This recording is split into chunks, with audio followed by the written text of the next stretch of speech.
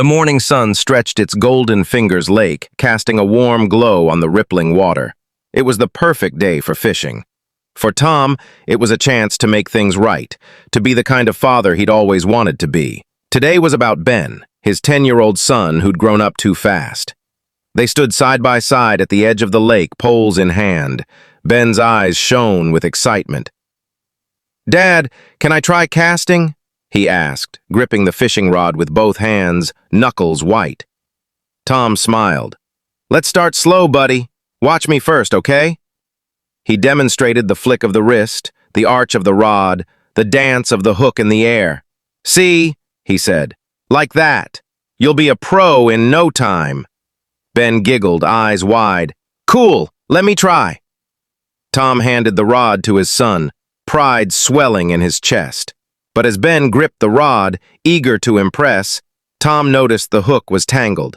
He reached over to help, but in that split second, Ben jerked the rod, eager to show off. The hook swung wide, heading straight for Ben's face. There was a sharp cry. Then, silence. Tom's heart stopped. He saw his son's small hands clutching at his face, blood trickling between his fingers. "Ben!" he shouted, his voice hoarse with panic. "Ben! I'm here!" He dropped to his knees, hands trembling as he tried to pry the hook free. Ben's screams cut deeper than any hook could. Each pull brought more blood, more tears. They raced to the hospital, Tom's mind a storm of prayers and apologies. The doctor came out, eyes heavy.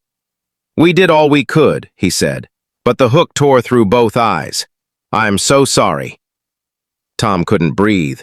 The world blurred. His son's world would be forever dark, and it was his fault. Days bled into nights. Tom sat by Ben's hospital bed. He reached for his son's hand. "I'm sorry, Ben," he whispered. "I never meant—" Ben's voice, small but brave, broke the silence. "It's okay, Dad. I know you didn't mean it." Tom's tears fell, hot and unstoppable. How could a boy so young forgive so easily, and how could a father ever forgive himself? They left the hospital together, Ben holding his father's hand with a cane in the other. Tom tried to smile, but every step felt like walking through mud. He'd taken away his son's sight with a single careless moment. Years passed, but the guilt never did. Tom never touched a fishing rod again. He stored it in the garage. One night, sitting on the porch under a starless sky, Tom asked himself the question that haunted him. Can a single mistake define a father forever? He didn't know the answer. Maybe you reading the story can answer. And so he left it to them, that question hanging in the darkness, waiting for a reply.